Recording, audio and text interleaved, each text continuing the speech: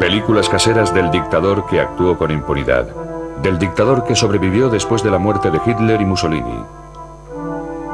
En su ancianidad parecía un abuelo cariñoso, protector de los suyos. Esta es la historia, sin embargo, del hombre que se convirtió en el general más joven de Europa desde Napoleón, que alcanzó el poder en un golpe de Estado concebido por su hermano, que ocultó al mundo sus acuerdos con Hitler, que creía haber sido designado por Dios para llevar a cabo una cruzada que salvara a España, y que firmó condenas de muerte mientras se tomaba una taza de café. Esta es la historia del general Franco.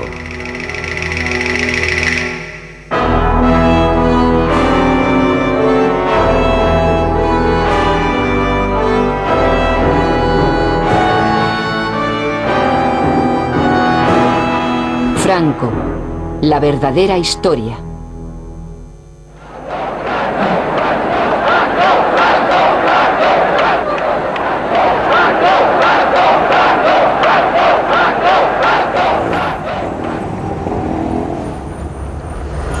Actualmente, en la Nueva España, Franco ha sido borrado totalmente de la memoria, suprimido en un voluntario acto de amnesia colectiva. Da la sensación de que su historia es demasiado bochornosa, demasiado dolorosa para recordar, como un libro que nadie se atreve a leer. Como consecuencia de ello, se ha tejido alrededor de su memoria un entramado de leyendas que empieza ahora a clarificarse, permitiendo que emerja el verdadero Franco.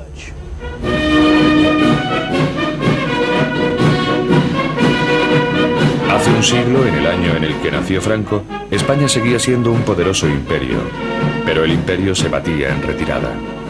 Tenía más de espectáculo que de sustancia. En ninguna parte era tan evidente la decadencia como en el puerto naval del Ferrol, en donde una aislada comunidad seguía aferrada a rígidas tradiciones basadas en la jerarquía y la disciplina. En esta casa, el 4 de diciembre de 1892, nació Francisco Franco en el seno de una familia que había servido a la Marina durante 2 siglos. Eran 4 hermanos y compartió su modesta educación con su hermana Pilar. Mi hermano era un chico muy serio, muy formal, muy delgadito, muy moreno, le llamaban cerillita, cerillita de lo delgadito que era. Él tenía 2 locuras, el estudiar y por mi madre, que él era un enamorado de mi madre.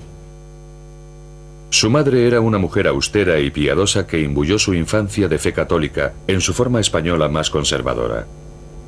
Sus valores serían una constante a lo largo de toda la vida de Franco. Su padre, en cambio, un contador naval, era un libre pensador a quien le gustaban la bebida y las mujeres. Humillado por la vergüenza que esto causaba a la familia, Franco sentía un amargo desprecio por su padre, pero al guardárselo para sí, aprendería a reprimir todo tipo de emociones. En 1898 temblaron los cimientos del pequeño mundo de El Ferrol.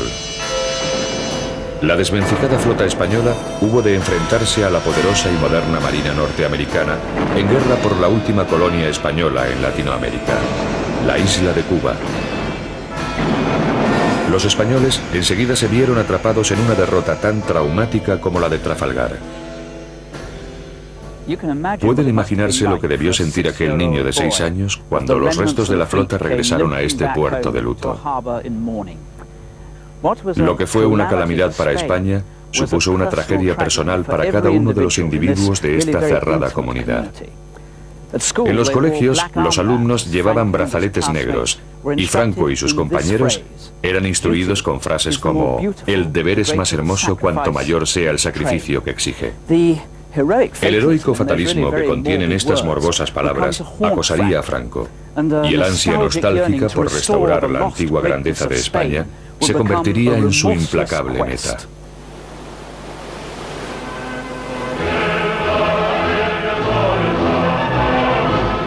A los 14 años, Franco dejó su hogar por la ciudad de Toledo, en donde había sido encontrada una plaza para él en la Academia Militar de El Alcázar. La academia estaba inspirada en virtudes para las que el joven Franco se mostraba muy predispuesto: deber, honor, valor y patriotismo. Como muestra de ello, poseía hasta su propio himno heroico.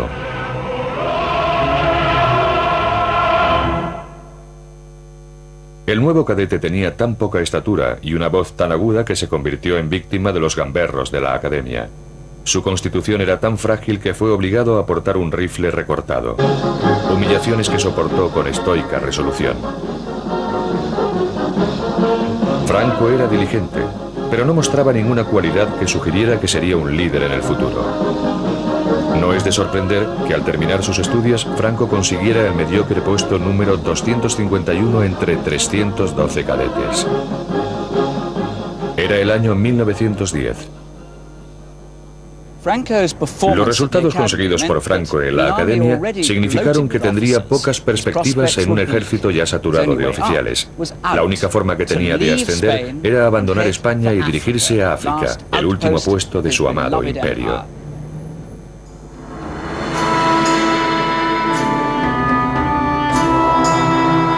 Marruecos, una tierra despiadada a la que España había estado atada desde hacía siglos.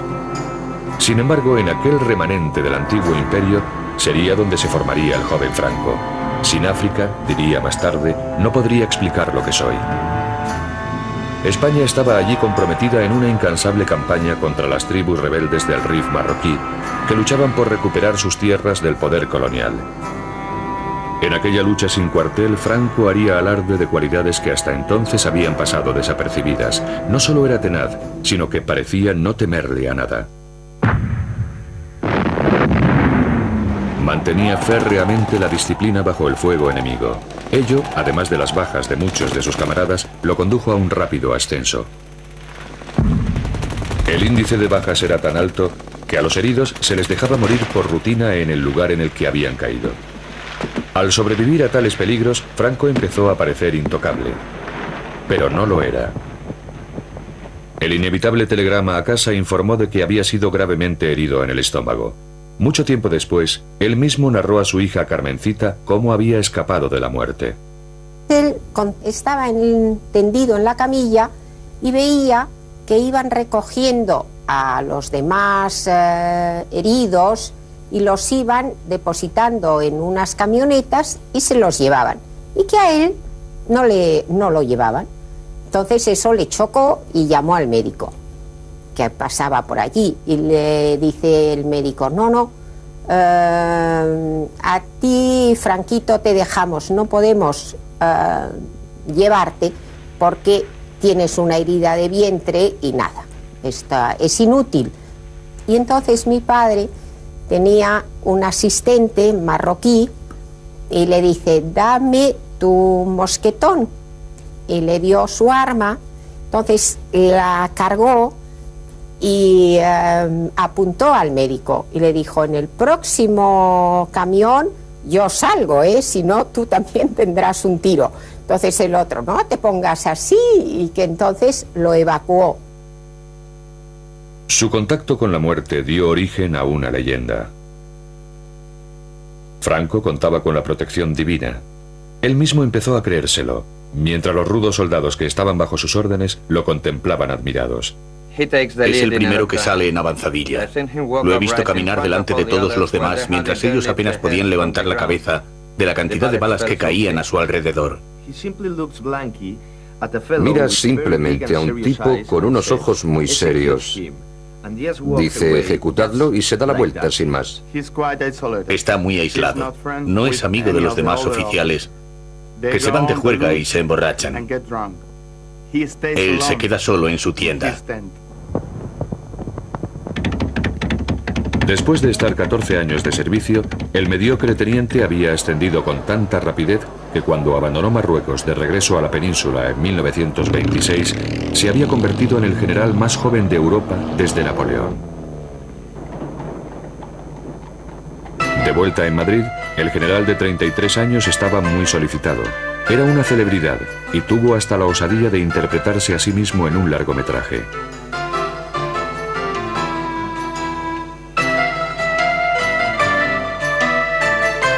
También encontró tiempo para casarse. Su esposa, Carmen Polo, era de buena cuna y estaba bien relacionada. Los ojos de Franco descubrieron un mundo muy diferente de los de El Ferrol y África, pero la vida de la clase alta nunca le entusiasmó. Como primer director de la nueva Academia Militar de Zaragoza, Franco recuperó los antiguos valores del viejo imperio, el único mundo que él había conocido realmente. Aferrado a aquel pasado, compartió con los cadetes su propia y austera visión: el sacrificio por la patria negándose a uno mismo. Pero lejos de aquel entorno militar, la gente se burlaba abiertamente de las virtudes que Franco tanto amaba. Por toda España el viejo orden se estaba viniendo abajo con tal celeridad que en 1931 la monarquía había sido derrocada, estableciéndose una república en su lugar. Se encontraba en el poder un gobierno elegido por el pueblo. Hubo grandes celebraciones, aunque no en casa de Franco, como recuerda su sobrina. La venida de la República para Franco fue un desastre, porque estaba todo en contra de su manera de ser y de su manera de pensar y del concepto de España. Él no creía en los partidos, él no creía en la democracia, él no creía en el voto. Tenía en cuenta lo que iba a suponer la República para el desarrollo de su carrera. Entonces esto a él le daba miedo. Entonces en las conversaciones que yo asistía en casa, él decía que a dónde íbamos a llegar por ese camino.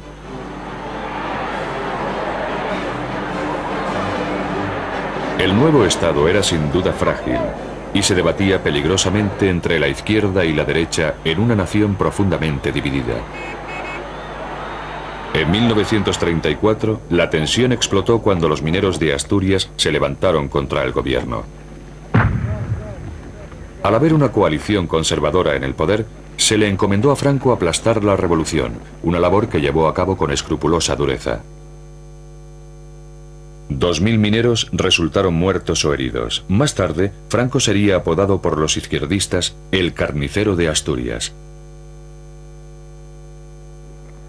Franco culpó del levantamiento a la nueva democracia española, no a las condiciones de extrema dureza que debían soportar los mineros. En 1936, el péndulo político había vuelto a balancear. Una coalición de izquierdas se encontraba al frente de la administración. Temiendo un golpe de Estado de la derecha, el nuevo gobierno alejó a los generales que más temía de los centros de poder.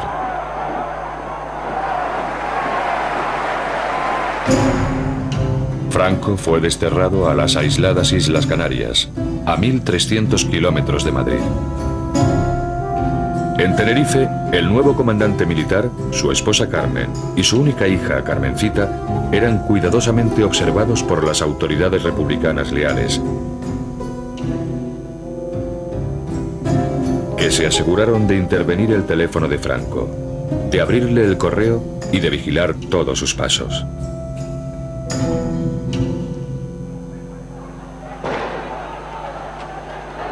En la península, el creciente malestar social dio paso a la violencia política. El gobierno sufrió fuertes presiones mientras la espiral de provocación y represalias se transformaba en un estallido de odio generalizado. En julio de 1936, los generales disidentes decidieron que había llegado por fin el momento de dar un golpe de Estado y derrocar al gobierno. Dice la leyenda que desde su exilio en Canarias, Franco fue la mano oculta tras el alzamiento militar que pronto conduciría a España a una guerra civil. Pero lo cierto es que él era demasiado calculador para iniciar una aventura tan arriesgada y, por lo tanto, se mantuvo a cuidadosa distancia de aquellos colegas suyos que estaban ciertamente tramando el derrocamiento de la República. Franco solo se unió a los rebeldes en el último momento y porque fue forzado a ello por circunstancias totalmente imprevistas. La planificación del golpe de Estado estaba en manos del general Mola. Ya que Franco se había comportado como un héroe en Marruecos, Mola le pidió que encabezara el alzamiento allí. Los rebeldes habían contactado ya con simpatizantes en Londres para elaborar un plan que obligase a Franco a tomar parte. Desde el aeropuerto de Croydon se fletó un avión para garantizar que si Franco se echaba atrás, pudiera ser trasladado en avión desde Canarias a Marruecos al estallar el alzamiento. Al piloto, el capitán Cecil Bev, no se le dijo nada sobre su verdadera misión. Me preguntaron si quería viajar a las Islas Canarias para recoger a un líder del RIF y comenzar una revolución en Marruecos. Pensé, qué aventura. En aquel entonces yo tenía una relación muy interesante con una de las chicas del Desert Song, donde se encontraban los líderes del RIF. De manera que pensé, qué coincidencia, voy a ayudar a un líder del RIF a comenzar una revolución.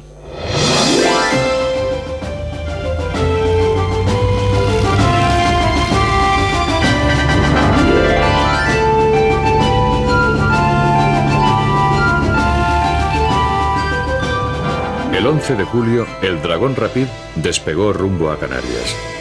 Para evitar tomar tierra en España, tuvo que tomar una ruta más larga. Y para eludir sospechas, tuvo que aterrizar en Gran Canaria en lugar de en Tenerife, en donde Franco estaba siendo sometido a una estrecha vigilancia. Pero Franco seguía mostrándose reacio.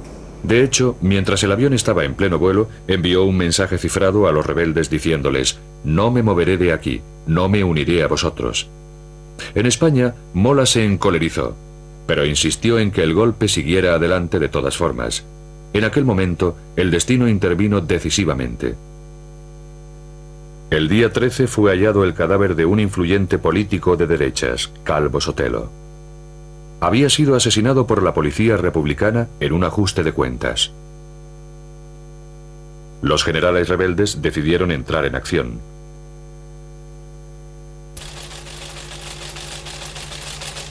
Mola se comunicó por cable cifrado con sus compañeros de conspiración diciéndoles que el alzamiento tendría lugar el 18 de julio. Ahora que nada podía detener el golpe, Franco tuvo que elegir. Sopesó cuidadosamente las ventajas y, al comprender que nadie estaba a salvo, se declaró finalmente a favor de los rebeldes. Su problema, cuando solo faltaban 48 horas para el día decisivo, era llegar al Dragón Rapid que le habían dicho que lo aguardaba en Gran Canaria. A Franco le estaba prohibido salir de Tenerife sin permiso de Madrid. Necesitaba urgentemente un pretexto y una coincidencia fatal se lo suministró de repente. El día de mi santo nos fuimos a Las Palmas porque mi padre tenía que presidir el entierro de un general que se había matado manipulando una pequeña arma. La muerte de un general, una excusa perfecta para viajar a Gran Canaria. A primera hora de la mañana, después del funeral, Franco se encontraba en una habitación de este hotel cuando recibió un telegrama. El mensaje, el alzamiento de Marruecos, se había adelantado un día. Después de hacer los preparativos para que su esposa y su hija salieran en barco hacia Francia, Franco salió disimuladamente del hotel y se encaminó hacia el avión. Pero la noticia del alzamiento se extendió con rapidez. Franco era un hombre buscado. Se bloquearon las carreteras para detenerlo. Tras escapar de sus garras, se escabulló a bordo de este transbordador y alcanzó su destino por mar. A eso de las 3 de la tarde, en voz oí pronunciar la frase: «Aquí viene». Un transbordador pasó por delante del muelle y se dirigió hacia la playa. Mientras los soldados y el personal desembarcaban, pensé: no veo a ningún líder del RIF con su chilaba al viento. ¿Dónde diantre se ha metido? Pero vi a un hombre que parecía un general con un ancho fajín. Cuando se acercó al avión, me fue presentado como el general Franco. Subió a bordo. Yo entré en la cabina, puse en marcha los motores y despegamos. En la península, los rebeldes tenían problemas. En lugar de conseguir el control en toda España, solo lograron hacerse con 2 zonas. Para conquistar el resto del país, necesitaban urgentemente la ayuda del ejército español destacado en Marruecos. Pero la Marina española, que seguía siendo fiel a la República, patrullaba incesantemente el estrecho de Gibraltar. Franco, que había llegado ya a Marruecos, estaba atrapado al otro lado del mar.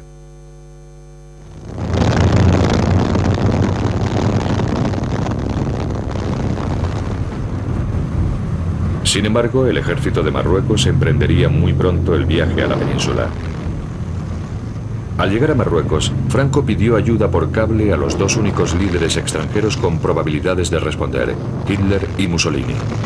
Ambos accedieron a suministrarle los aviones que necesitaba para organizar el primer traslado de tropas por avión de la historia, salvando así tan chapucero golpe.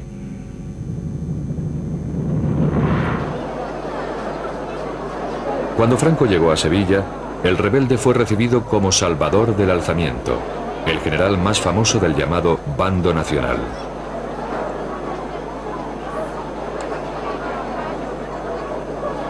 Antes de emprender su ofensiva, decidió enviar un mensaje al mundo exterior que expresaba el futuro incierto que impondría en toda España. Thanks to the thousands of souls who follow our movement in defense of civilization, and thanks to all those who hear this word to spread them all over the world. Country, religion, family, this is our aim and strength. ¡Viva España! Patria, religión y familia. Aquellas palabras desnudas no daban una pista sobre la verdadera naturaleza de la cruzada de Franco.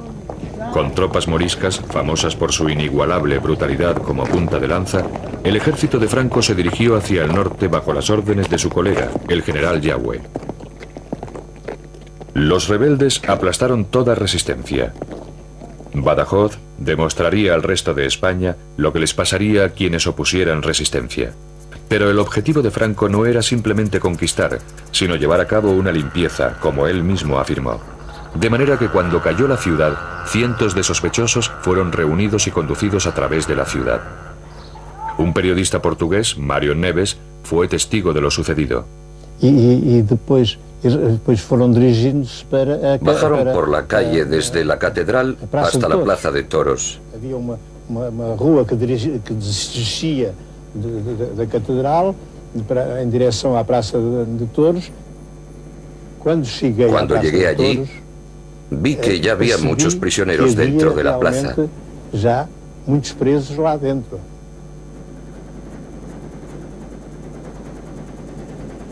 Iam buscá-los. La mayoría de los prisioneros estaban encerrados en los toriles en donde solían estar los toros. Los sacaron y los condujeron al centro de la plaza, en donde los fusilaron. Los mataban en pequeños grupos. Cargaban sus cadáveres en camiones y carretas y los llevaban al cementerio, en donde los apilaban en filas.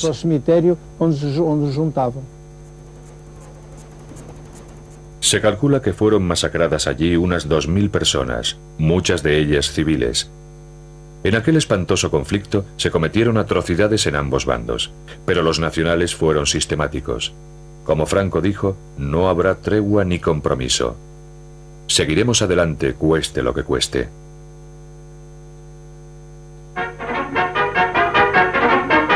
The advance of General Franco's columns is pushed on remorselessly. White troops and Moors, well armed and trained in modern methods of warfare, supported by powerful artillery, overcome the resistance of government. Madrid era su destino, pero Franco desvió de repente a sus tropas hacia una ciudad sin ninguna importancia estratégica, pero con un gran significado simbólico. Aquí, en el Alcázar de Toledo, grupos de familias nacionales estaban atrapadas en las bodegas de la antigua Academia de Franco, soportando terribles privaciones. Bajo el asedio de la milicia republicana, su rescate era una cuestión de honor, y para Franco, una ocasión inmejorable para aumentar su prestigio, aprovechando un drama que había cautivado la atención de la opinión pública.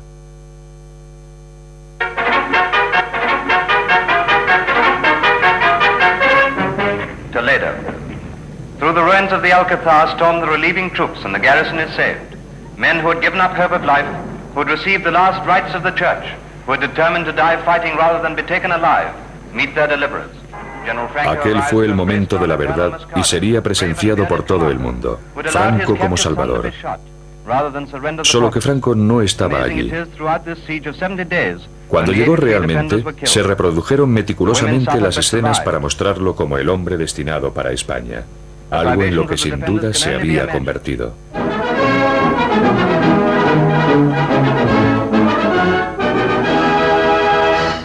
Con el paso de los días llegaron más noticias. Y de nuevo había una gran distancia entre la imagen dada y la realidad. In Burgos, the seat of the Spanish rebel government, there is a big crowd for a big occasion. But General Franco has arrived on very special business. And amid the plaudits of the multitude, they go inside to the old palace, where he addresses the leaders of the rebellion assembled to hear him. He is nominated head of the state, and his friends again embrace him on the appointment. Lo que los dignatarios allí reunidos no podían saber era que la impresión ofrecida por Franco de haber sido investido como la autoridad suprema era, por decir poco, equívoca. Las pruebas ahora disponibles revelan que los generales estuvieron discutiendo hasta el último momento cuáles debían ser exactamente los poderes que otorgarían a su ambicioso colega. Ahora sabemos que justo antes de la liberación del Alcázar, los generales rebeldes abandonaron el frente para reunirse en esta finca cerca de la ciudad de Salamanca. Aquí nombraron a Franco jefe de Estado, o generalísimo, como sería conocido. Franco, no obstante, también deseaba el poder político, y para obtenerlo, sus seguidores concertaron otra reunión. Entre ellos destacaba su hermano Nicolás, que habría de jugar un papel decisivo en el meteórico ascenso de Franco. Después del golpe efectista orquestado por Franco en el Alcázar, Nicolás organizó una bienvenida para su hermano que impresionaría a sus colegas cuando regresaron a la segunda reunión. En la finca utilizaron el comedor familiar como sala de reuniones. Después de una acalorada discusión, accedieron a otorgarle el máximo poder político, pero con la condición crucial de que solamente lo ostentaría durante la guerra y que debería retirarse una vez se hubiera obtenido la victoria, lo cual esperaban que fuera cuestión de unos pocos meses. Esta limitación, sin embargo, no les pareció suficiente a algunos de los militares de más edad. El general Cabanellas, que conocía demasiado bien a Franco, confesó más tarde que había advertido a sus colegas acerca de la desaforada ambición del generalísimo. No sabéis lo que habéis hecho, porque no lo conocéis tan bien como yo. Si, como pretendéis, le hacéis entrega de España, creerá que es suya y no permitirá que nadie lo sustituya ni durante la guerra, ni después de ella, hasta que haya muerto. El decreto fue llevado al cuartel general de los rebeldes en Burgos para ser impreso. Pero en el documento había sido omitido del texto la crucial condición, para asombro de aquellos que creían estar al mando, como Ramón Garriga. En la reunión de Salamanca, celebrada por los generales, en el documento que establecieron, pusieron la frase que Franco sería jefe, pero que al final de la guerra él dejaría de ser jefe, y esta frase no apareció en el documento. Ahora, el misterio que existe todavía es quién sacó la frase del documento. Ahí está Nicolás Franco. Las pruebas que apuntaban contra Nicolás han sido reforzadas por su propio hijo, quien nos aseguró que su padre había manipulado el documento final. El golpe de Estado había sido llevado a cabo con habilidad. No había ningún rival lo bastante fuerte como para desafiar los hechos consumados sin perjudicarlos a todos, y los generales eran reclamados urgentemente en el frente. Esta es la verdad acerca de la leyenda según la cual Franco aceptó el poder absoluto solo para complacer a sus colegas.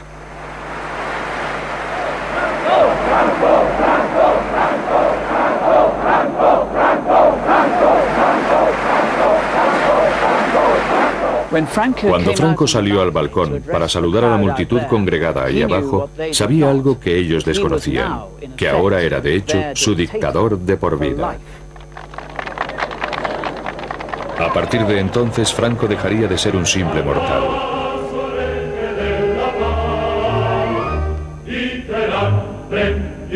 Se concedió a sí mismo un grandioso título medieval, caudillo, designado por Dios para salvar a la patria.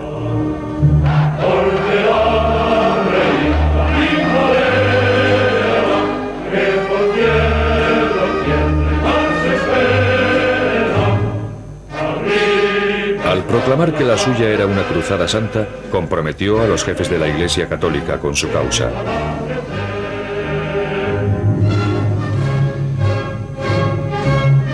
Unió las facciones rivales existentes entre sus seguidores en un solo movimiento.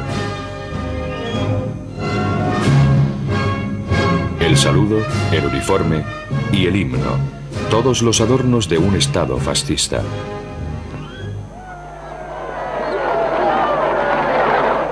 El caudillo se rodeó entonces de todo el boato del poder, incluyendo una guardia de honor formada por tropas moras. Pero aún así, todavía no gobernaba España. Constitucionalmente era un traidor contra la República que aún ofrecía una fiera resistencia.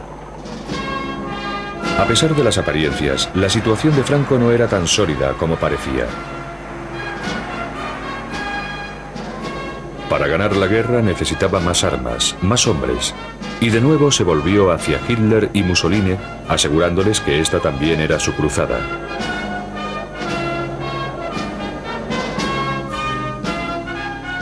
Para ejercer más presión aún, Franco reclutó incluso a su hija. Cuando un día me dijeron que tenía que enfrentarme con unas cámaras porque iban a sacar unos planos y que tenía que decir unas palabras. Oye, nena, ¿qué? ¿Quieres decirle algo a los niños alemanes? Bueno, no, pero ¿qué les digo? Lo que quieras. Pido a Dios que todos los niños del mundo no conozcan los sufrimientos y las tristezas que tienen los niños que aún están en poder de los enemigos de mi patria, a los que yo envío un beso fraternal. ¡Viva España!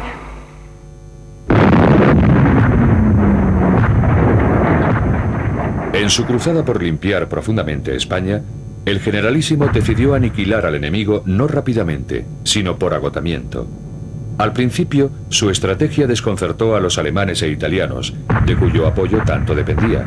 Pero estos pronto comprendieron la existencia de un propósito oculto. Los generales alemanes se sentían frustrados porque, desde su punto de vista, Franco avanzaba con demasiada lentitud y demasiada precaución, sin correr ningún riesgo, y sospecharon que lo hacía para consolidar su propia situación política. Opinaban que se habría podido ganar la guerra fácilmente un año antes si hubiera puesto en práctica normas estratégicas corrientes. Al prolongar la guerra para garantizar la sumisión absoluta de toda España, Franco hizo que su nación pagara un alto precio. Tras 33 meses de incesante conflicto, el país estaba arrasado. Las bajas se contaban por cientos de miles. Gran número de personas habían perdido su hogar y desfallecían de hambre. Miles huyeron al exilio. Una nación dividida había sido rota en pedazos.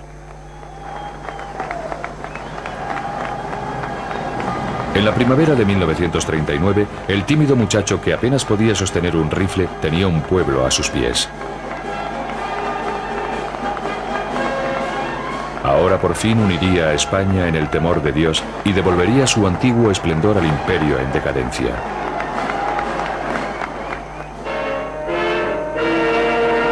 Unos meses más tarde, comenzaba el Reich de los 1000 años. Franco se quedó fascinado por la escala de la ambición de Hitler. Años después, cuando quiso ser considerado como uno de los grandes hombres de Estado de Europa, la verdad acerca de su ambiciosa actuación durante esta guerra fue cuidadosamente revisada para ocultar ciertas pruebas realmente bochornosas. Los seguidores de Franco se han esforzado mucho por convencer al mundo de que su hombre jugó un papel muy astuto durante la Segunda Guerra Mundial y de que, a pesar de las fuertes presiones para que se uniera al eje, se impuso con fuerza para mantener a España al margen de la guerra y de que en realidad no había sido más que un espectador patriótico de aquel gran cataclismo. No obstante, las pruebas que han salido a la luz desde entonces arrojan una gran interrogante sobre aquella benévola interpretación de lo que sucedió verdaderamente y sobre el propio protagonista, un hombre a quien le agradaba sentarse ante este escritorio, flanqueado por dos fotografías enmarcadas, una de Benito Mussolini y la otra de Adolfo Hitler. Hoy en día, la mayoría de los españoles reconoce que Franco sentía cierta simpatía por Hitler, pero pocos saben que hubo mucho más. Dear Führer, at the moment when the German armies under your leadership are bringing the greatest battle in history to a victorious close, I would like to express to you my admiration and enthusiasm and that of my people. I do not need to assure you of how great is my satisfaction in rendering to you at all times services which you regard as most valuable. With the expression of my unchanging friendship and regard, General Franco. Detrás de aquellos halagos había un frío cálculo. En junio de 1940, mientras los panzers alemanes bombardeaban Europa, el caudillo pensó en hacer realidad sus propios sueños imperiales siguiendo la estela de las conquistas nazis. Estando Francia ocupada y Gran Bretaña con muchas posibilidades de caer pronto bajo el yugo, Hitler tendría pronto Europa en sus manos. Al menos eso le parecía a Franco. A finales del verano de 1940, Franco envió a su cuñado, Serrano Suñer, a Berlín como enviado personal. Der Führer empfing den Abgesandten General Francos, Innenminister Serrano Suñer, zu einer längeren Aussprache in der neuen Reichskanzlei. A Serrano se le encomendó que informase a sus anfitriones de que España entraría en guerra en el bando alemán a cambio de ayuda y armas y un buen trozo de África del Norte en donde volver a instaurar el imperio español. A los alemanes no les impresionó la oferta, como descubrió el enviado de Franco en un humillante encuentro con el ministro de Asuntos Exteriores nazi.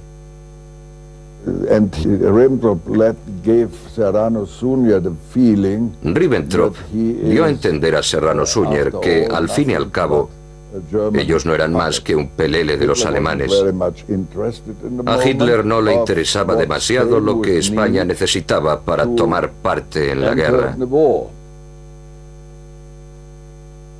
Franco había sobrevalorado sus cartas, pero no se rindió y conminó a su cuñado para que perseverara, diciéndole que aquel desprecio era obra de los subordinados de Hitler y no del propio Führer. Serrano pronunció entonces un discurso grabado por los alemanes, pero suprimido más adelante por los españoles. Este documento ha sido descubierto recientemente. España falangista de Franco trae al Führer del pueblo alemán su cariño y su amistad, y su lealtad de ayer, de hoy y de siempre. Unas semanas después, Hitler cruzaba Francia. Su destino final, la frontera española para conocer personalmente al caudillo. El rumbo de la guerra había dado un giro.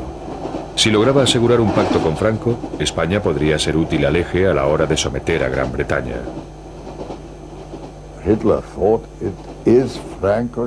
Hitler pensó que Franco tenía el deber de entrar en el bando alemán, como agradecimiento por todo lo que Alemania había hecho por España y por Franco en concreto. Actualmente en España, se piensa que Franco acudió a la cita con Hitler totalmente decidido a pedir lo imposible para de esa forma mantener a España al margen de la guerra. Las pruebas demuestran lo contrario. Acompañado por su cuñado, Franco partió de San Sebastián hacia su fatal encuentro en Hendaya, a solo 25 kilómetros de la frontera francesa.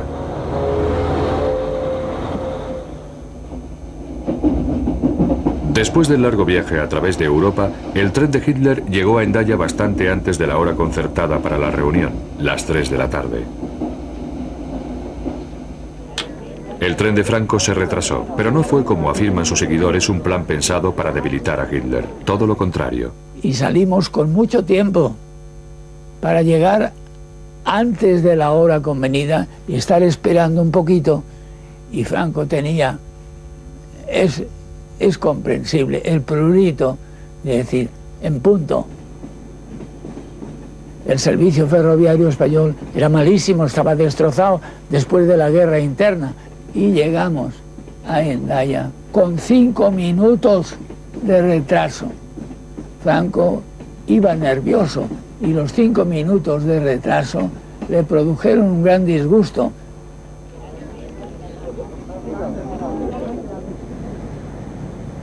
Franco, en lugar del retraso de la elección, lo que hizo es que Hitler le dio la mano y Franco le cogió a Hitler su mano con las dos suyas para ser más afectuoso todavía.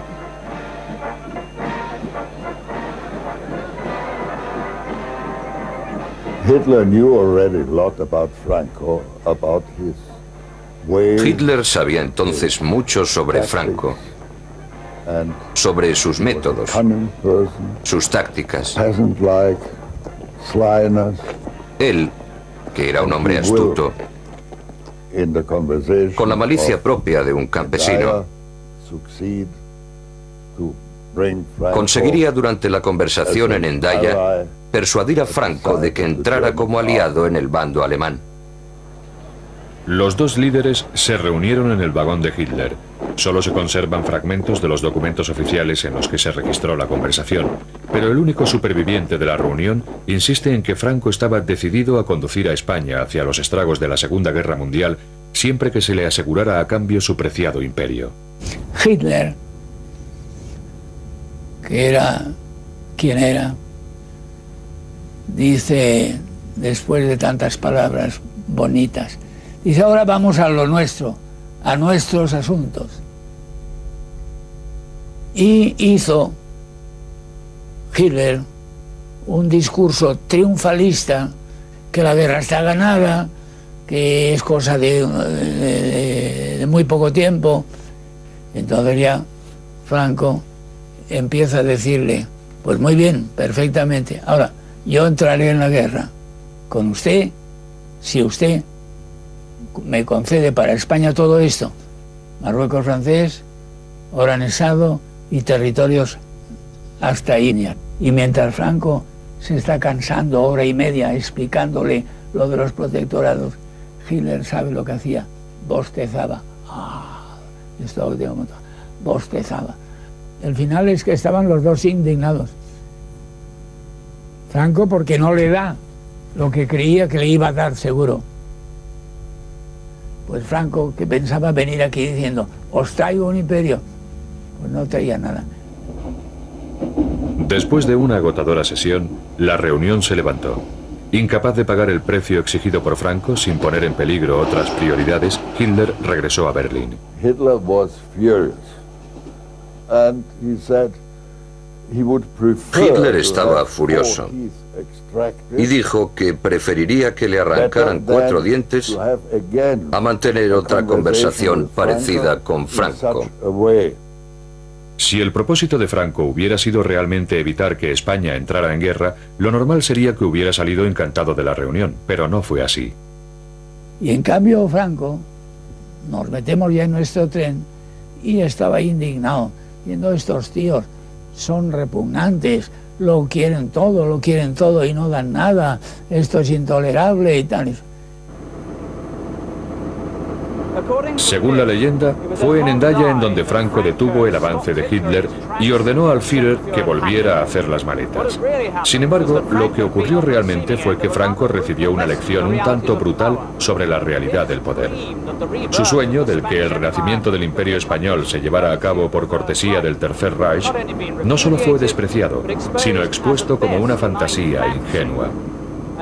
En cuanto al exhausto Hitler, al día siguiente estampó su firma en un documento secreto por el que comprometía a España en el tratado entre nazis y fascistas, que él pensaba que lo conduciría pronto a la victoria sobre Gran Bretaña. Cuando empezó a hacerse evidente que la victoria nazi se iba a posponer indefinidamente, Franco tuvo la cautela de retomar sus relaciones con los aliados, manteniendo una estricta neutralidad. No obstante, en 1941 fue enviado el primer contingente de 47.000 hombres para combatir junto al ejército alemán en el frente ruso, en donde, según palabras del propio Franco, la sangre de nuestra juventud se mezclará con la del eje.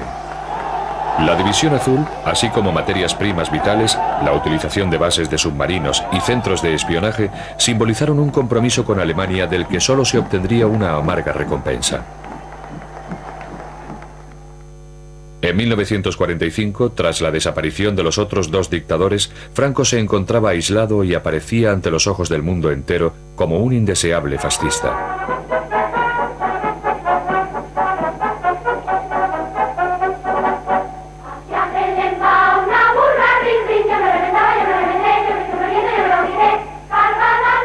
Cuanto más se aislaba España del resto de Europa, más se encerraba el caudillo en su nostalgia, presidiendo como un antiguo monarca católico las teatrales manifestaciones de homenaje público.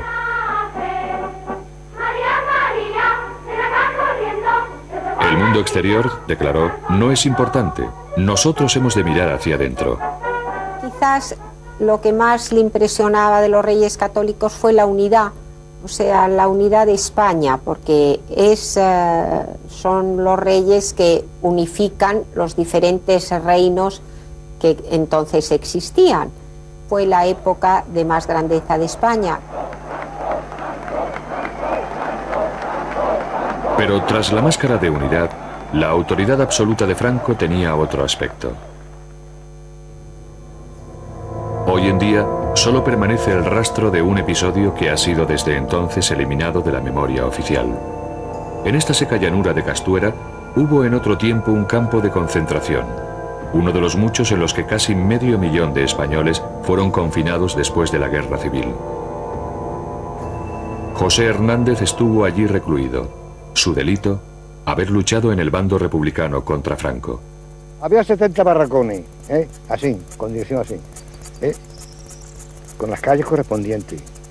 Entonces, pues, esto era una fosa para que no saltáramos, para acá. Y ahí estaban las armas. Entonces, era cuadrado. Cada esquina había una ametralladora, el campo. Éramos 12.000 y pico de personas en un cuartel. Ya le digo que el trato fue criminal. Dormir en el suelo pelado, comida nada, agua menos.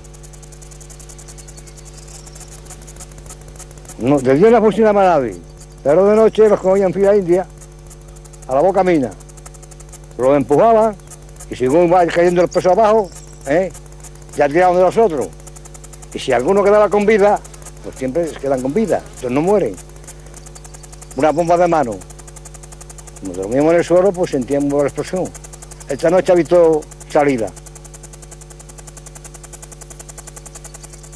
Durante aquella represión, hasta los seguidores de Franco admiten que fueron asesinados unos 30.000 españoles durante los 5 años siguientes a la Guerra Civil.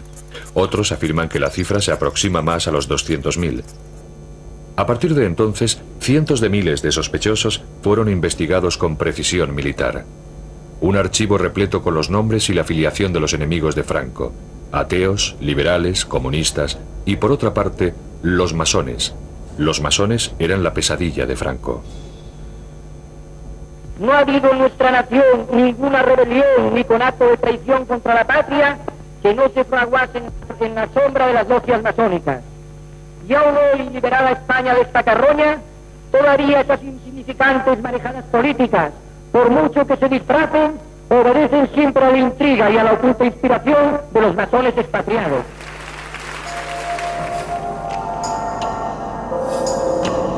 El odio que Franco sentía por la masonería era tan obsesivo que llegó incluso a construir su propia logia masónica como recuerdo permanente de aquel particular descenso al infierno.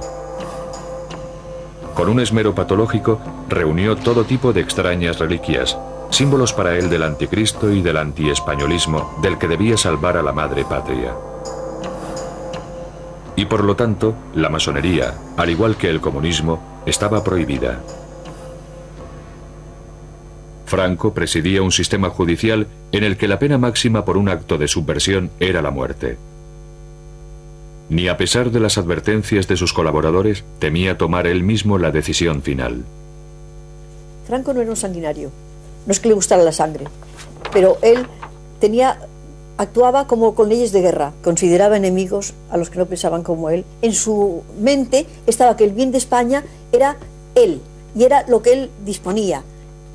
Las sentencias de muerte, había un jefe jurídico de su gabinete que con todos los juicios militares, porque se hacían los juicios militares, le llevaba los casos con una explicación de cada caso. Y entonces él las solía firmar tomando café, después de comer. Iba este señor, llevaba los papeles, y allí se firmaba, este sí y este no. Esto es muy duro, pero es que es así. Franco decretó que se construyera un monumento en honor de aquellos, y solamente aquellos, que habían entregado su vida durante la Guerra Civil en defensa de los ideales que él representaba. El mausoleo sería excavado en las rocosas entrañas de la tierra y recibiría el nombre de Valle de los Caídos. Entre los trabajadores, más de 20.000 hombres, había cuadrillas de prisioneros republicanos que trabajaron allí durante 20 años para que, según palabras de Franco, pudieran redimirse a través del trabajo. Coronando aquellos siniestros ideales, Franco colocó una enorme cruz más alta incluso que la Torre Eiffel.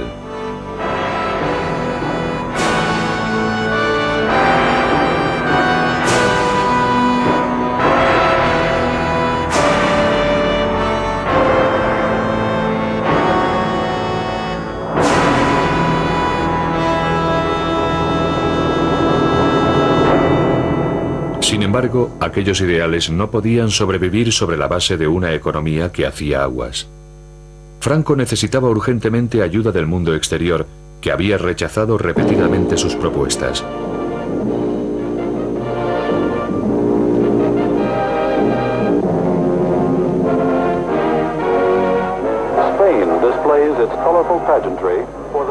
En 1959, el líder del mundo libre puso pie en un país que había sido condenado al ostracismo por las demás democracias. Pero era la época de la Guerra Fría, y España ofrecía un puesto estratégico contra la Unión Soviética. Además, el enemigo de mi enemigo es mi amigo, aunque este se llamara Franco. Generalissimo, ladies and gentlemen, let me assure you of my satisfaction that at long last I have fulfilled an ambition of mine almost of a lifetime, to come to Spain, to Madrid, and to see the Spanish people. Para el caudillo, Ike era una presa vital, y Franco sabía perfectamente cómo seducirlo. El intérprete del presidente en aquella visita lo recuerda con claridad. Esta enorme avenida de varios kilómetros de largo estaba repleta de gente empujando hacia el centro de la calle. Fue una impresión extraordinaria. Estaba empezando a oscurecer y la gente gritaba. Franco había organizado una bienvenida que diera al presidente la impresión de que aquella tierra feliz debía ser ahora acogida con los brazos abiertos por las naciones civilizadas. Eisenhower estaba asombrado por las gigantescas dimensiones de aquella multitud que empequeñecía cualquier cosa que hubiéramos visto antes. Lo miré y vi que reaccionaba muy positivamente ante aquel público tremendamente entusiasta. Los vítores eran realmente atronadores. El general Eisenhower me preguntó, ¿qué están diciendo? Y le contesté, dicen Ike, que es como se pronuncia en español su apodo. En el edificio más alto de Madrid todas las ventanas habían sido tapadas, excepto aquellas que formaban la palabra Ike. La operación Ike fue la culminación de un largo proceso de regateo entre ambas naciones, pues cada una quería lo que tenía la otra. Bases de los Estados Unidos sobre suelo español a cambio de dólares norteamericanos. El general Franco le dijo que había podido comprobar la gran acogida del pueblo español y lo que sentía por él. Él respondió que tenían intereses comunes, tenían problemas comunes y un adversario común, la Unión Soviética. Si Ike estaba contento, también lo estaba Franco. Gracias a Norteamérica, España se uniría al Club de las Naciones Occidentales.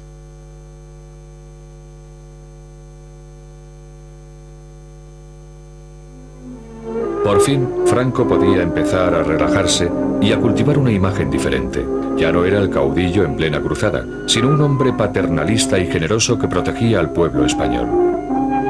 Y resultaba mucho más fácil ahora que gobernaba bajo un despegue económico, algo que apenas comprendía, pero del que siempre se declaró responsable. Excelencia, Nodo quiere también felicitarle y recoger sus palabras para los espectadores de nuestro noticiario. Yo saludo y felicito al Nodo en este 20 aniversario de su fundación. Y de esa paz y tranquilidad de España envío mis votos de paz y de felicidad para todo el mundo del año 1963. Gracias, Excelencia.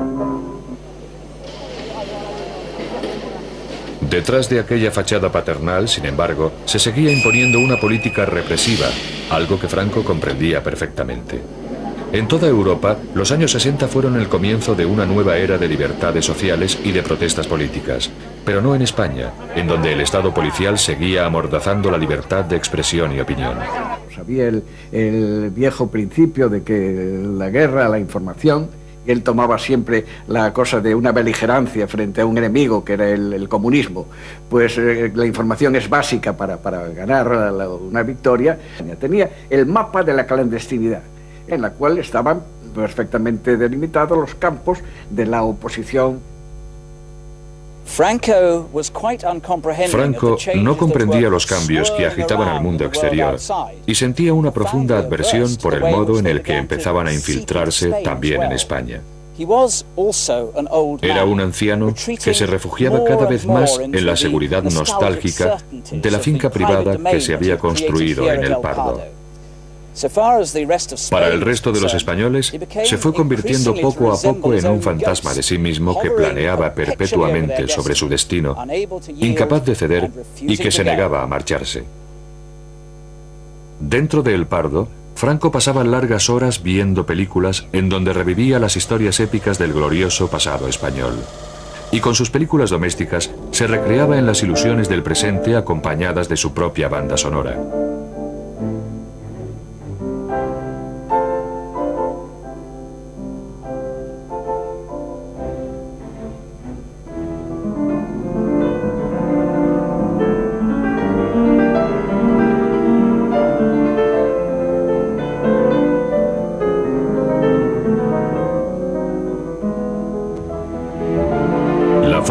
Que ascendió al poder y la verdadera naturaleza de su gobierno totalitario podían ahora cambiar de enfoque, y aquel amable anciano podía alardear de haber llevado a cabo una misión en nombre de su creador. Franco se creía un enviado de Dios, y yo creo que nunca dudó de que él era un hombre enviado por Dios para salvar a España. Por eso creo que moriría en paz, seguro, porque él estaba muy seguro de esa misión.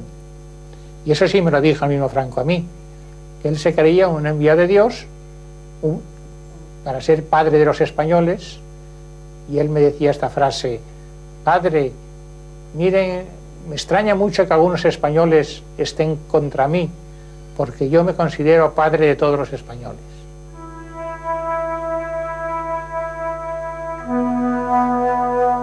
Franco murió el 20 de noviembre de 1975 a los 83 años de edad. Sus restos están enterrados bajo la cruz del Valle de los Caídos.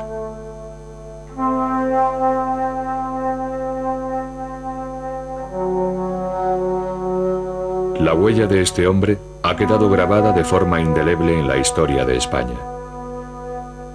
Los españoles rechazan ahora aquel pasado, pero todavía lo encuentran demasiado molesto para identificarse con él como individuos y como nación.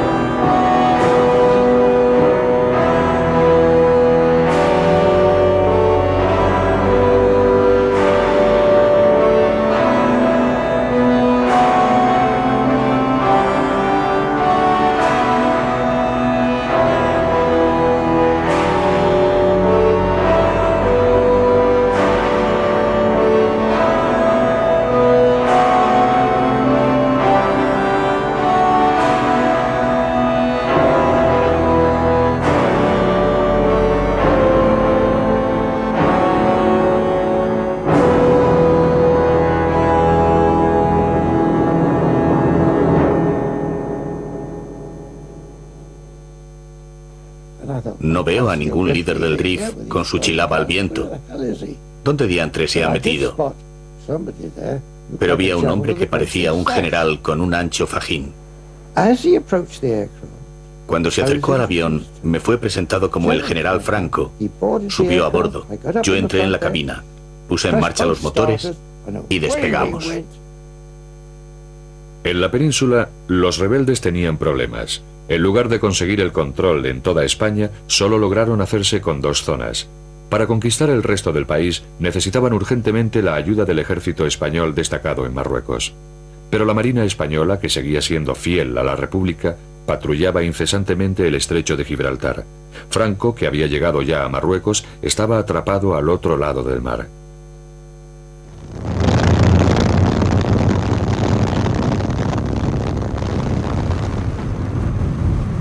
Sin embargo, el ejército de Marruecos emprendería muy pronto el viaje a la península.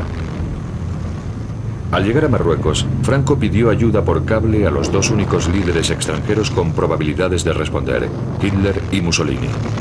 Ambos accedieron a suministrarle los aviones que necesitaba para organizar el primer traslado de tropas por avión de la historia, salvando así tan chapucero golpe.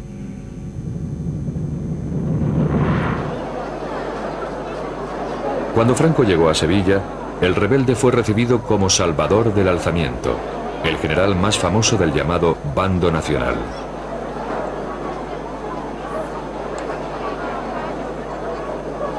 Antes de emprender su ofensiva, decidió enviar un mensaje al mundo exterior que expresaba el futuro incierto que impondría en toda España. Thanks to the thousands of souls who follow our movement in defense of civilization, and thanks to all those who hear these words to spread them all over the world. Country, religion, family, this is our aim and strength. ¡Viva España! Patria, religión y familia. Aquellas palabras desnudas no daban una pista sobre la verdadera naturaleza de la cruzada de Franco. Con tropas moriscas, famosas por su inigualable brutalidad como punta de lanza, el ejército de Franco se dirigió hacia el norte bajo las órdenes de su colega, el general Yagüe.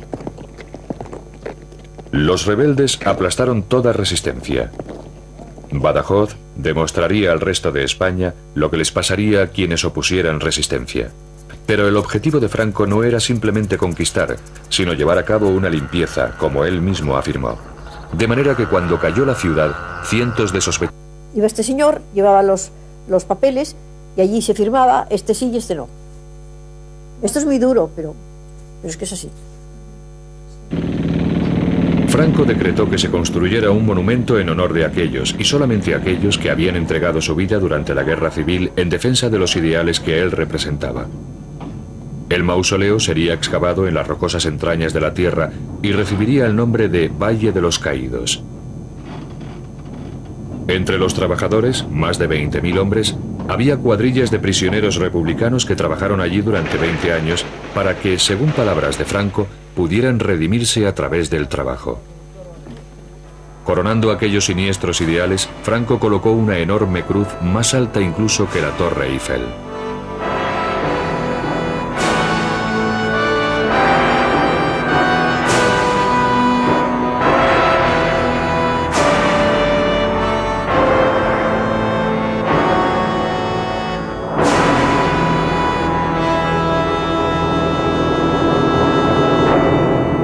Sin embargo, aquellos ideales no podían sobrevivir sobre la base de una economía que hacía aguas.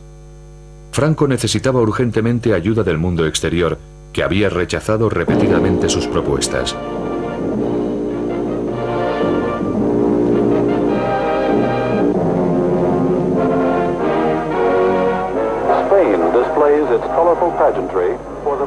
En 1959, el líder del mundo libre puso pie en un país que había sido condenado al ostracismo por las demás democracias. Pero era la época de la Guerra Fría, y España ofrecía un puesto estratégico contra la Unión Soviética. Además, el enemigo de mi enemigo es mi amigo, aunque este se llamara Franco. Generalissimo, ladies and gentlemen, let me assure you of my satisfaction that at long last I have fulfilled an ambition of mine almost of a lifetime, to come to Spain, to Madrid, and to see the Spanish people. Para el caudillo, Ike era una presa vital, y Franco sabía perfectamente cómo seducirlo. El intérprete del presidente en aquella visita lo recuerda con claridad. Esta enorme avenida de varios kilómetros de largo estaba repleta de gente empujando hacia el centro de la calle. Fue una impresión extraordinaria. Estaba empezando a oscurecer y la gente gritaba. Franco había organizado una bienvenida que diera al presidente la impresión de que aquella tierra feliz debía ser ahora acogida con los brazos abiertos por las naciones civilizadas. Eisenhower estaba asombrado por las gigantescas dimensiones de aquella multitud que empequeñecía cualquier cosa que hubiéramos visto antes. Lo miré. Coronando aquellos siniestros ideales, Franco colocó una enorme cruz más alta incluso que la Torre Eiffel.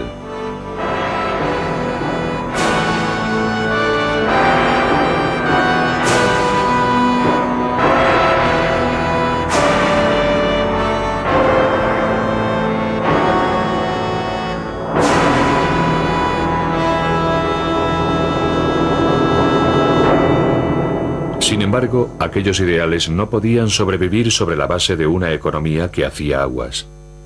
Franco necesitaba urgentemente ayuda del mundo exterior, que había rechazado repetidamente sus propuestas.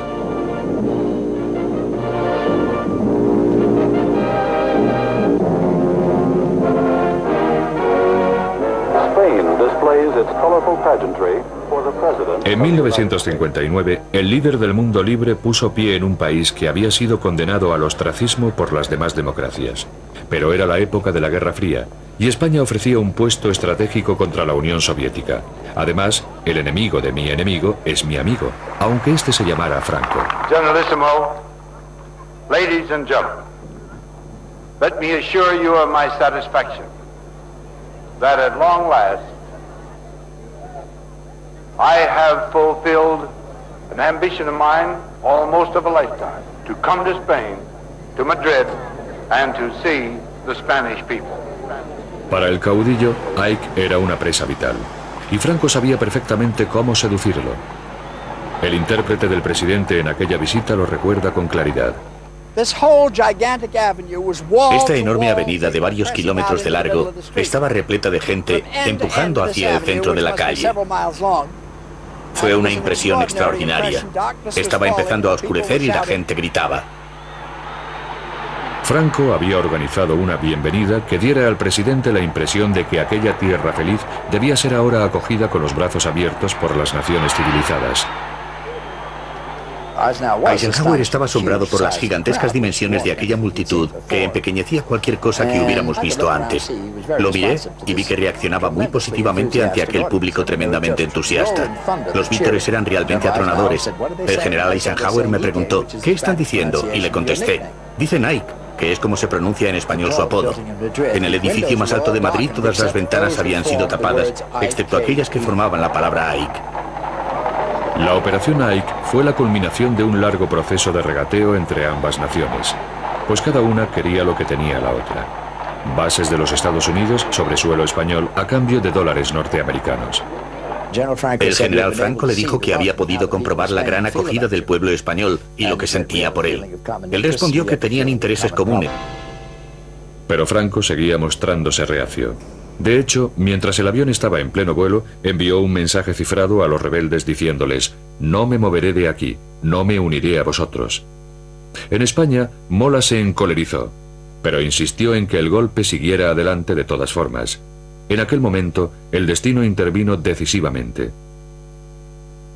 El día 13 fue hallado el cadáver de un influyente político de derechas, Calvo Sotelo. Había sido asesinado por la policía republicana en un ajuste de cuentas.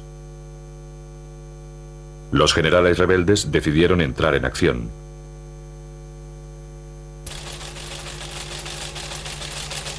Mola se comunicó por cable cifrado con sus compañeros de conspiración diciéndoles que el alzamiento tendría lugar el 18 de julio.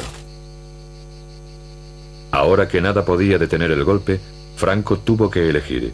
Sopesó cuidadosamente las ventajas y, al comprender que nadie estaba a salvo, se declaró finalmente a favor de los rebeldes.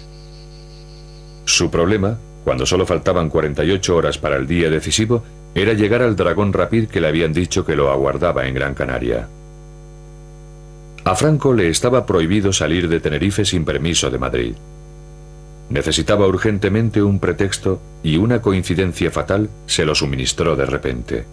El día de mi santo nos fuimos a Las Palmas porque mi padre tenía que presidir el entierro de un general que se había matado manipulando una pequeña arma.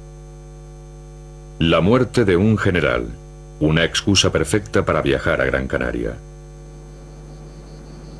A primera hora de la mañana, después del funeral, Franco se encontraba en una habitación de este hotel cuando recibió un telegrama.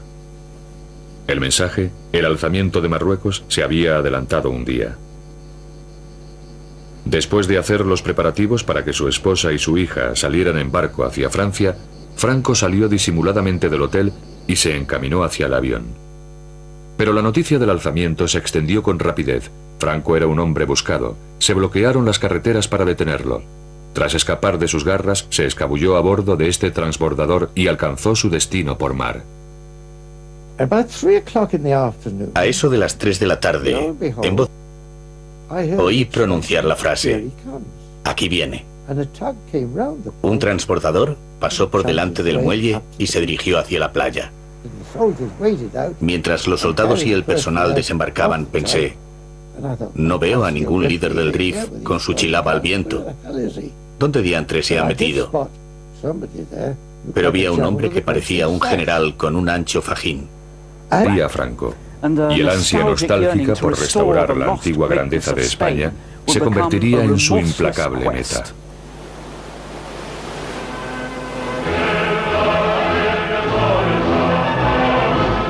A los 14 años, Franco dejó su hogar por la ciudad de Toledo, en donde había sido encontrada una plaza para él en la Academia Militar de El Alcázar. La academia estaba inspirada en virtudes para las que el joven Franco se mostraba muy predispuesto: deber, honor, valor y patriotismo. Como muestra de ello, poseía hasta su propio himno heroico.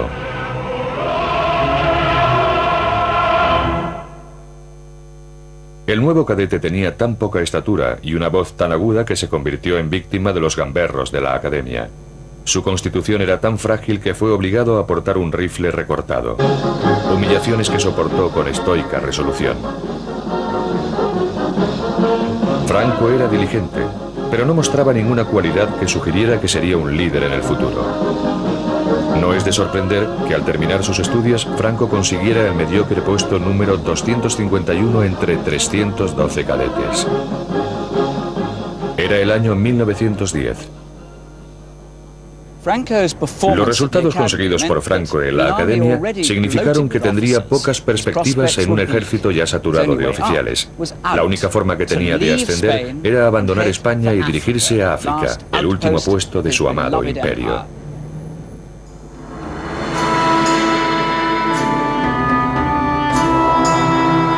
Marruecos, una tierra despiadada a la que España había estado atada desde hacía siglos.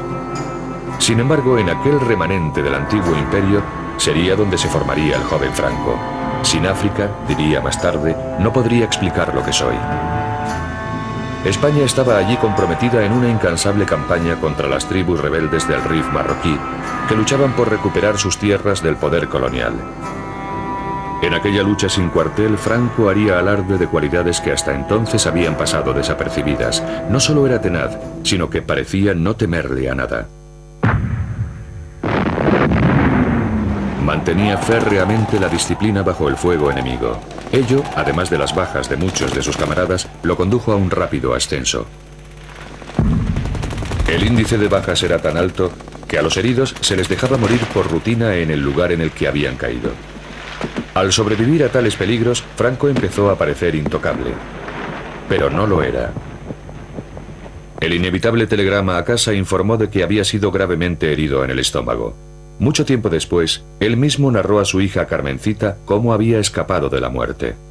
Él estaba tendido en la camilla y Quería que le arrancaran 4 dientes a mantener otra conversación parecida con Franco. Si el propósito de Franco hubiera sido realmente evitar que España entrara en guerra, lo normal sería que hubiera salido encantado de la reunión, pero no fue así.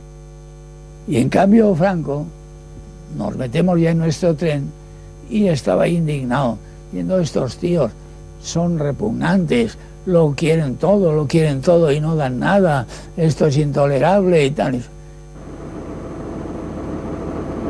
Según la leyenda, fue en Hendaya en donde Franco detuvo el avance de Hitler y ordenó al Führer que volviera a hacer las maletas. Sin embargo, lo que ocurrió realmente fue que Franco recibió una lección un tanto brutal sobre la realidad del poder. Su sueño, del que el renacimiento del Imperio Español se llevara a cabo por cortesía del Tercer Reich, no solo fue despreciado, sino expuesto como una fantasía ingenua. En cuanto al exhausto Hitler, al día siguiente estampó su firma en un documento secreto por el que comprometía a España en el tratado entre nazis y fascistas, que él pensaba que lo conduciría pronto a la victoria sobre Gran Bretaña. Cuando empezó a hacerse evidente que la victoria nazi se iba a posponer indefinidamente, Franco tuvo la cautela de retomar sus relaciones con los aliados, manteniendo una estricta neutralidad. No obstante, en 1941 fue enviado el primer contingente de 47.000 hombres para combatir junto al ejército alemán en el frente ruso, en donde, según palabras del propio Franco, la sangre de nuestra juventud se mezclará con la del eje. La División Azul, así como materias primas vitales, la utilización de bases de submarinos y centros de espionaje, simbolizaron un compromiso con Alemania del que solo se obtendría una amarga recompensa.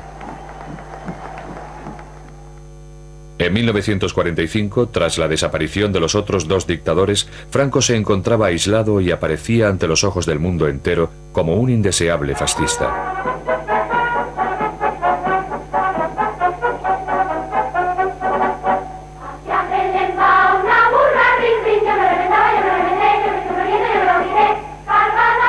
Cuanto más se aislaba España del resto de Europa, más se encerraba el caudillo en su nostalgia, presidiendo como un antiguo monarca católico las teatrales manifestaciones de homenaje público.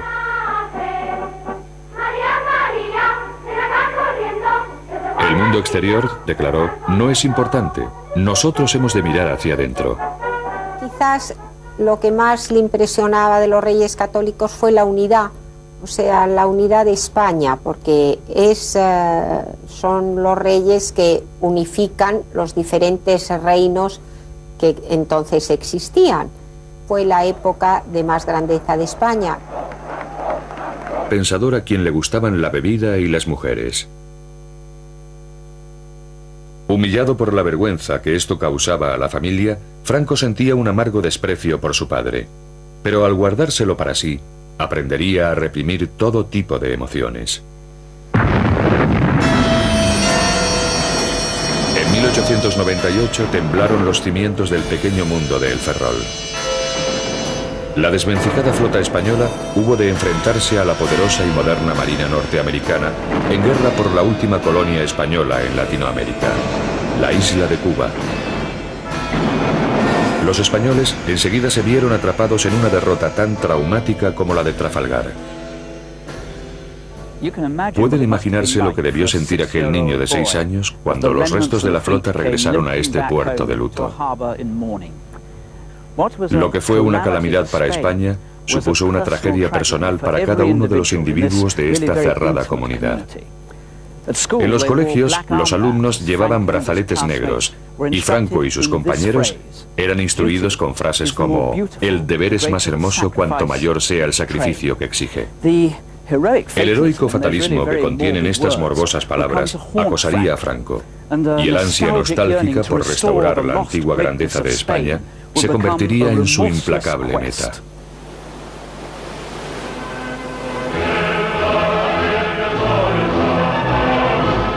A los 14 años, Franco dejó su hogar por la ciudad de Toledo, en donde había sido encontrada una plaza para él en la Academia Militar de El Alcázar. La academia estaba inspirada en virtudes para las que el joven Franco se mostraba muy predispuesto: deber, honor, valor y patriotismo. Como muestra de ello, poseía hasta su propio himno heroico.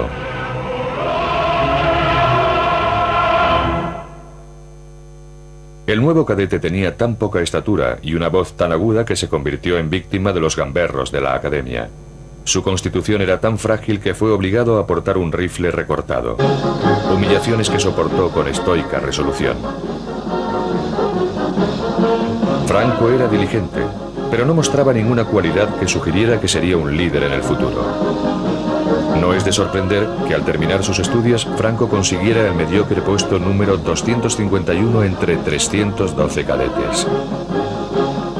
Era el año 1910. Los resultados conseguidos por Franco en la academia significaron que tendría pocas perspectivas en un ejército ya saturado de oficiales.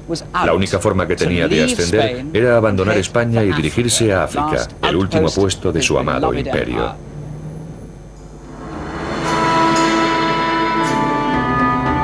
Como primer director de la nueva Academia Militar de Zaragoza, Franco recuperó los antiguos valores del viejo imperio, el único mundo que él había conocido realmente.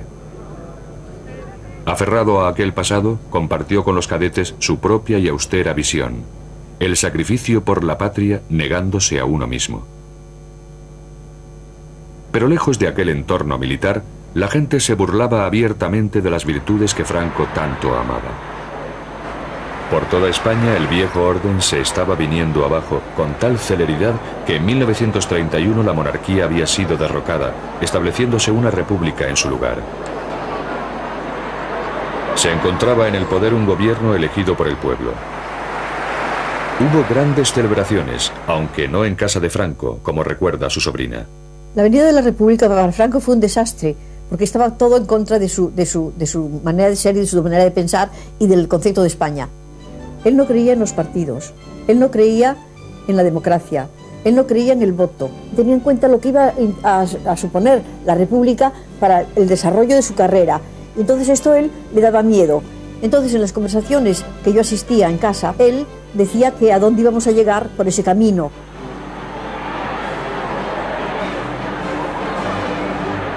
El nuevo Estado era sin duda frágil y se debatía peligrosamente entre la izquierda y la derecha en una nación profundamente dividida.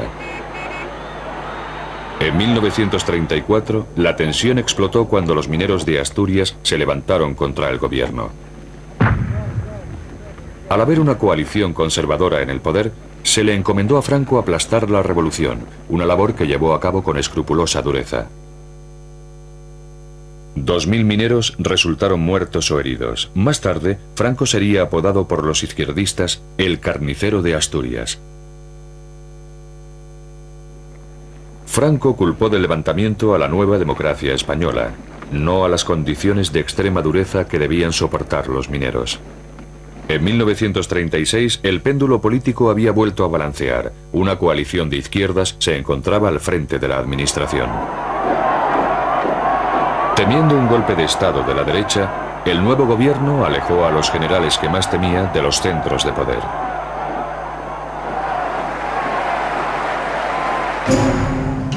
Franco fue desterrado a las aisladas Islas Canarias, a 1300 kilómetros de Madrid. En Tenerife, el nuevo comandante militar, su esposa Carmen y su única hija Carmencita eran cuidadosamente observados por las autoridades republicanas leales, que se aseguraron de intervenir el teléfono de Franco, de abrirle el correo y de vigilar. Para ganar la guerra necesitaba más armas, más hombres, y de nuevo se volvió hacia Hitler y Mussolini, asegurándoles que esta también era su cruzada.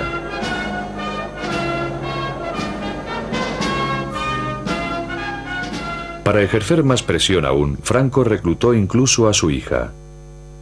Cuando un día me dijeron que tenía que enfrentarme con unas cámaras porque iban a sacar unos planos y que tenía que decir unas palabras.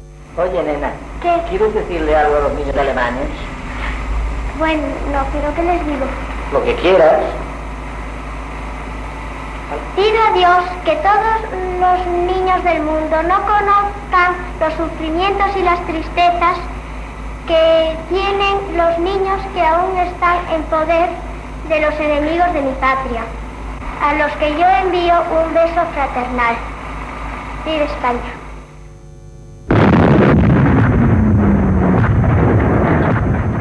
En su cruzada por limpiar profundamente España, el generalísimo decidió aniquilar al enemigo no rápidamente, sino por agotamiento. Al principio, su estrategia desconcertó a los alemanes e italianos, de cuyo apoyo tanto dependía. Pero estos pronto comprendieron la existencia de un propósito oculto. Los generales alemanes se sentían frustrados porque, desde su punto de vista, Franco avanzaba con demasiada lentitud y demasiada precaución, sin correr ningún riesgo, y sospecharon que lo hacía para consolidar su propia situación política. Opinaban que se habría podido ganar la guerra fácilmente un año antes si hubiera puesto en práctica normas estratégicas corrientes. Al prolongar la guerra para garantizar la sumisión absoluta de toda España, Franco hizo que su nación pagara un alto precio. Tras 33 meses de incesante conflicto, el país estaba arrasado. Las bajas se contaban por cientos de miles. Gran número de personas habían perdido su hogar y desfallecían de hambre. Miles huyeron al exilio. Una nación dividida había sido rota en pedazos. En la primavera de 1939, el tímido muchacho que apenas podía sostener un rifle tenía un pueblo a sus pies.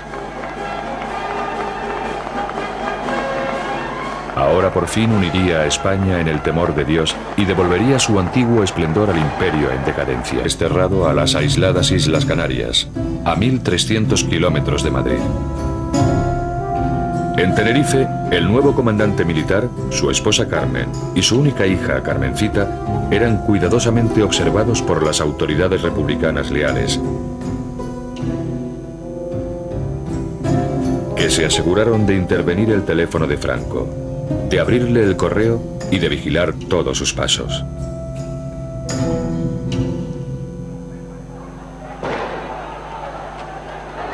En la península, el creciente malestar social dio paso a la violencia política. El gobierno sufrió fuertes presiones mientras la espiral de provocación y represalias se transformaba en un estallido de odio generalizado. En julio de 1936, los generales disidentes decidieron que había llegado por fin el momento de dar un golpe de Estado y derrocar al gobierno. Dice la leyenda que desde su exilio en Canarias, Franco fue la mano oculta tras el alzamiento militar que pronto conduciría a España a una guerra civil. Pero lo cierto es que él era demasiado calculador para iniciar una aventura tan arriesgada y, por lo tanto, se mantuvo a cuidadosa distancia de aquellos colegas suyos que estaban ciertamente tramando el derrocamiento de la República. Franco solo se unió a los rebeldes en el último momento y porque fue forzado a ello por circunstancias totalmente imprevistas. La planificación del golpe de Estado estaba en manos del general Mola. Ya que Franco se había comportado como un héroe en Marruecos, Mola le pidió que encabezara el alzamiento allí. Los rebeldes habían contactado ya con simpatizantes en Londres para elaborar un plan que obligase a Franco a tomar parte.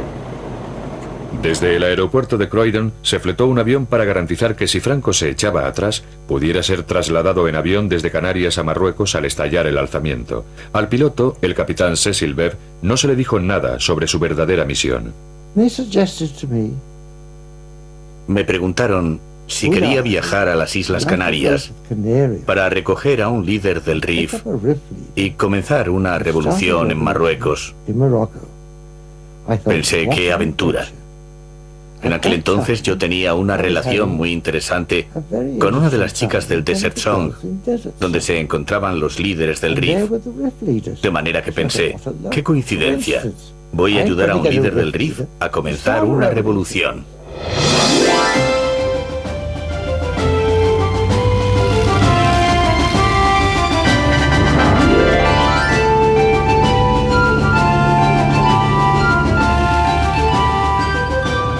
El 11 de julio, el Dragón Rapid despegó rumbo a Canarias. Para evitar tomar tierra en España, tuvo que tomar una ruta más larga.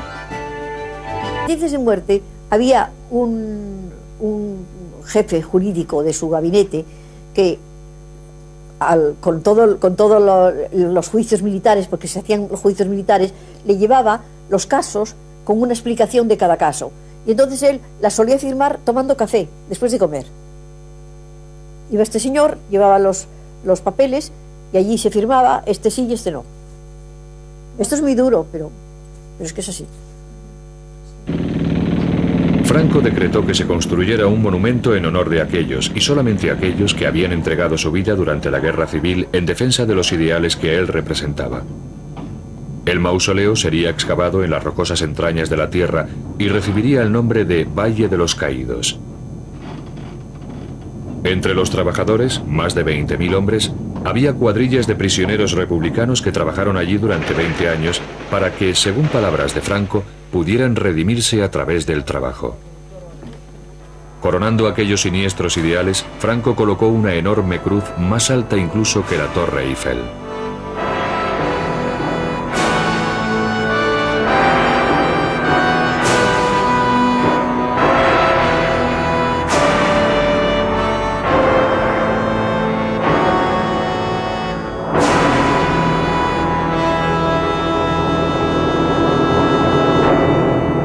Sin embargo, aquellos ideales no podían sobrevivir sobre la base de una economía que hacía aguas.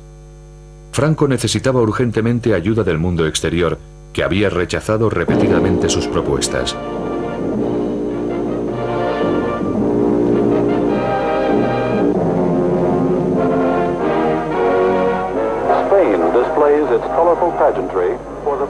En 1959, el líder del mundo libre puso pie en un país que había sido condenado al ostracismo por las demás democracias. Pero era la época de la Guerra Fría, y España ofrecía un puesto estratégico contra la Unión Soviética. Además, el enemigo de mi enemigo es mi amigo, aunque este se llamara Franco. Generalissimo, ladies and gentlemen, let me assure you of my satisfaction that at long last I have fulfilled an ambition of mine almost of a lifetime, to come to Spain, to Madrid, and to see the Spanish people. Para el caudillo, Ike era una presa vital, y Franco sabía perfectamente cómo seducirlo. El intérprete del presidente en aquella visita lo recuerda con claridad. Esta enorme avenida de varios kilómetros de largo estaba repleta de gente empujando hacia el centro de la calle. Fue una impresión extraordinaria. Estaba empezando a oscurecer y la gente gritaba. Del Rif a comenzar una revolución.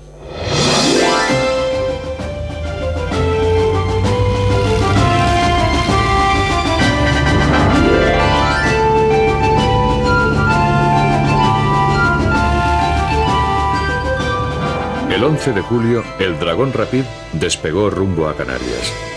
Para evitar tomar tierra en España, tuvo que tomar una ruta más larga. Y para eludir sospechas, tuvo que aterrizar en Gran Canaria en lugar de en Tenerife, en donde Franco estaba siendo sometido a una estrecha vigilancia.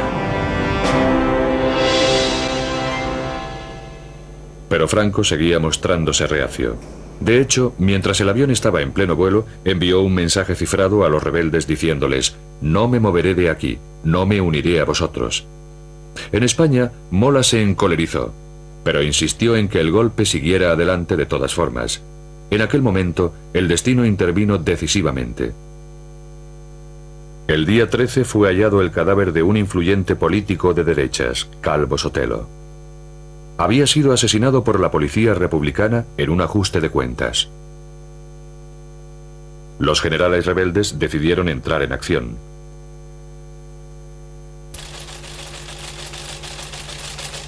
Mola se comunicó por cable cifrado con sus compañeros de conspiración diciéndoles que el alzamiento tendría lugar el 18 de julio. Ahora que nada podía detener el golpe, Franco tuvo que elegir. Sopesó cuidadosamente las ventajas y, al comprender que nadie estaba a salvo, se declaró finalmente a favor de los rebeldes. Su problema, cuando solo faltaban 48 horas para el día decisivo, era llegar al Dragón Rapid que le habían dicho que lo aguardaba en Gran Canaria. A Franco le estaba prohibido salir de Tenerife sin permiso de Madrid. Necesitaba urgentemente un pretexto y una coincidencia fatal se lo suministró de repente. El día de mi santo nos fuimos a Las Palmas porque mi padre tenía que presidir el entierro de un general que se había matado manipulando una pequeña arma. La muerte de un general, una excusa perfecta para viajar a Gran Canaria.